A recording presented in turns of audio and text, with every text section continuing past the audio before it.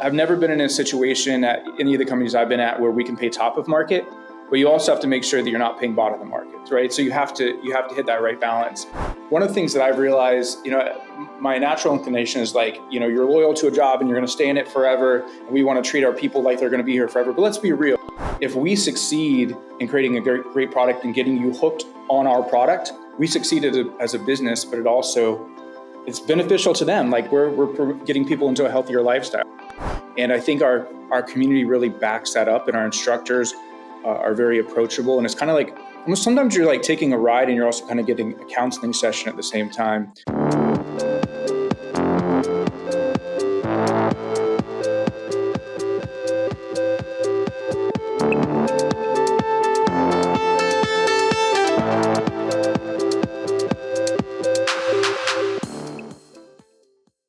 We are here with Jason Byrne, CTO of Echelon Fitness, a company revolutionizing at-home connected fitness, providing top experiences with their equipment and workout platform.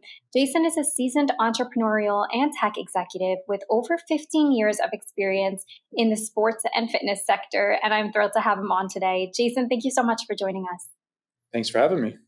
So, Jason, could you just start by telling us a little bit more about Echelon Fitness, what your role is there, and any prior experiences that led you up to that role? Sure. So as you mentioned, Echelon is an at-home fitness company primarily, although we do have a commercial component as well that's going very well.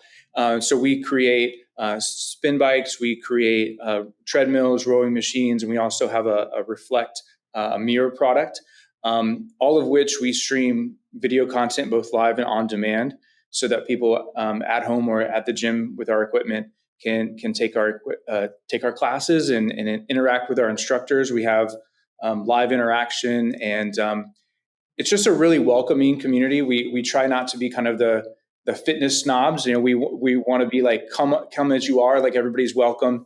And I think our community really backs that up, and our instructors are very approachable. And it's kind of like, almost sometimes you're like taking a ride and you're also kind of getting a counseling session at the same time.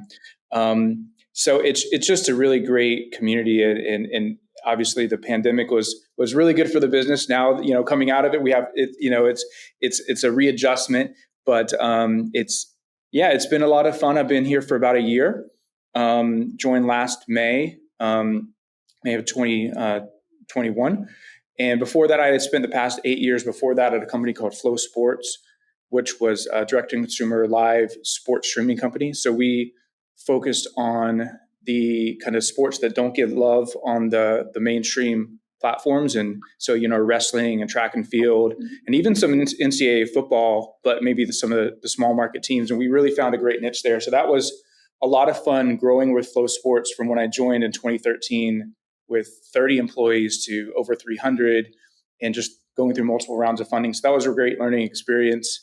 And prior to that, I had my own startup. I was a track and field athlete, and in college, I founded a company called MileSplit, which anybody who's in the high school track and field space especially will certainly know that. So I ran that for probably about 8 years as well, until I sold MileSplit to Flow Sports in 2013. So I've always been in the kind of media and sports fitness industry. Like that's kind of my niche. So it was really a natural transition for me when Echelon approached me last year about the position. I wasn't actively looking for another role, but it just checked so many boxes for me that, I was excited to take the leap.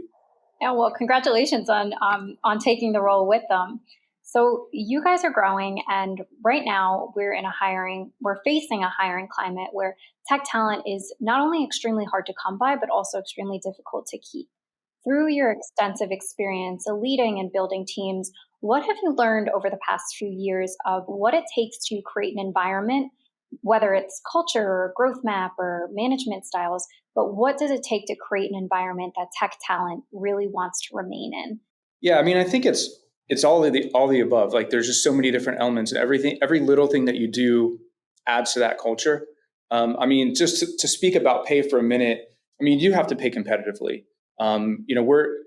I've never been in a situation at any of the companies I've been at where we can pay top of market, but you also have to make sure that you're not paying bottom of the market, right? So you have to hit that right balance. But beyond that, people don't, despite what maybe some believe, they don't just go for the highest paying job. They really want to go to a company that they feel like they're a part of something, with a team that's positive and a mission that they can feel good about.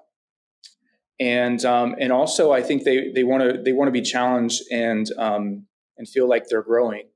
And so I think it's really important to listen to your folks. And one of the things that I've realized, my natural inclination is like, you're loyal to a job and you're going to stay in it forever. And we want to treat our people like they're going to be here forever. But let's be real. Like, we're probably not going to be in our current role forever, and neither of the people work for us. So we just have to be honest with ourselves.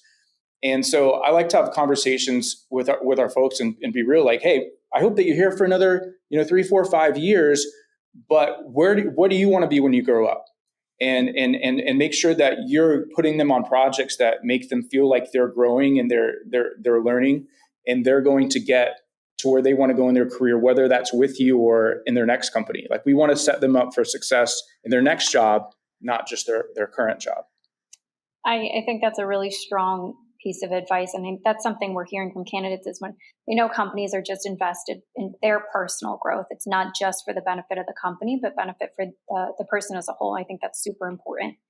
And a big conversation within that, and you kind of touched on this already, is people are looking for places that align with their passions and their lifestyle. How does that search for passion align with your personal career experiences? And separately, when you hire people, how much of the conversation do you notice is about your candidates getting excited to be part of the mission, kind of technical skill versus culture, passion, fit? Yeah, I mean, the technical skill, you have to have that to some extent, obviously. I don't like getting into too much of a cultural fit battle where they have to be this fit, because then you end up with, every candidate looking exactly the same. And some people advocate for cultural add instead of culture fit.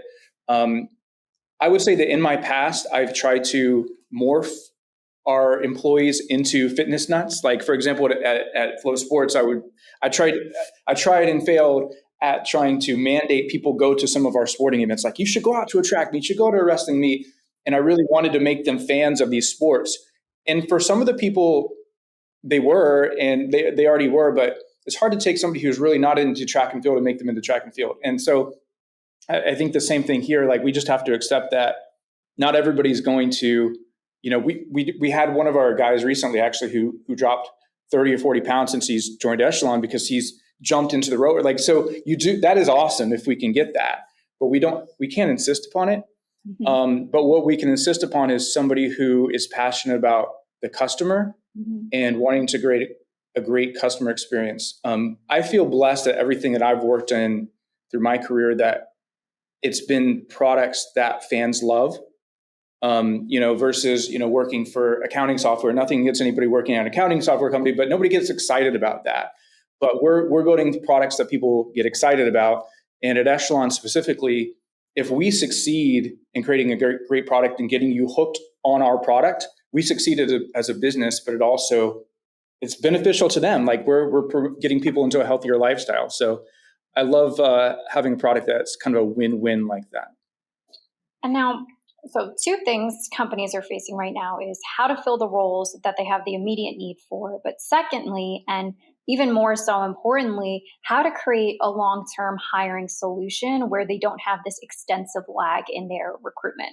What approaches are you taking right now at Echelon to help build your pipeline? Yeah, I mean, we don't have any open roles right now, so I'm not in a hiring mode, but I'm forever in kind of the proactive recruitment kind of mode. So, for example, even tonight at our office, we're hosting a developer meetup. So we've opened up our facility for some of the local dev groups to use our building to host these meetups, and that allows us to create that relationship, get to know each other. In Orlando, Florida, where I'm based, we're really blessed with a really active dev community. So there's a really active Slack community and a lot of different meetups. So I'm always taking part in those conversations in Slack, and I'm trying to get out to some of the meetups, hosting them here or speaking at them. So I think that for me, recruitment is a long-term relationship, and I may talk to somebody for months or even years before we actually may offer them a job, or there's some people that I check in with every once in a while, like, hey, are you looking yet? Okay, cool. No, but so yeah, just always being in that environment where you're kind of keeping a warm bench, so to speak, of potential candidates. And then that way, when you actually do have the openings, you're not scrambling because you just, have this group of people that already know you and, would like the opportunity to work with you. Absolutely. I think that's an important piece to highlight, is keeping the bench warm through those creative recruitment strategies. And I think sometimes people can get confused where they think it might mean putting out a cool video about your company, but getting creative in the sense of you're getting involved in communities, you're having people come to the workspace to just see what you guys do and get familiar. So I think those are some solid suggestions. Yeah, and I mean, I'm all over LinkedIn and doing those things all the time. I mean, there's several instances where I remember one of the best hires I've ever made was a guy who was actually a career changer. He was a waiter before this, and I first ran across him in LinkedIn, and he posted his LinkedIn and said, "Hey guys, any feedback for how I can tweak my resume?" I responded like, "Hey, I would do this or that." We struck up a conversation, and he was, again, one of the best hires I ever made. He was fantastic. So you have to kind of be, even when you're not looking, you're still looking, if that makes sense. Yeah. So what do you believe right now are the top hiring challenges facing CTOs today? And I know there's so many, but the top hiring ones facing CTOs, and where can they even begin with combating these issues? Yeah, one of the hardest things is there's a whole lot of junior engineers out there and not very many seniors. And I think a lot of people are afraid to hire juniors. And I think that we as a whole need to be more open to it. Now there is still the challenge of you have to keep the ratio right of seniors to juniors. If you're all juniors, then you don't have enough mentorship to go around. So you do have to kind of keep a good ratio. But I think that there's a lot of great talent out there who are passionate, who are excited, who have new ideas that you may be able to learn from those junior engineers as well as them learning from you. So I think that's the biggest thing that we need to come around to. Like, hey, we're not going to find all 5-10 years of experience of people. Like, we have to be open to people coming out of boot camp or career changers or whatever. And Jason, last one for you. At Solvable, we're all about understanding what provides meaning and purpose in the workplace. So I would love to know what provides meaning for you at work. I mean, as I mentioned for you, like I've been lucky to align my passions, media and sports and fitness, with my career, and creating a meaningful product that's going to impact people's lives. When you screw up, they're going to really be mad at you. But when you succeed, everybody's really excited. That's to me is the kind of product that I want to be involved in. A product that makes people feel something and they get fired up about. So personally, I always want to work for a company like that. Jason, thank you so much for being on with us today. And thank you all for listening to Architects of Contemporary Hiring.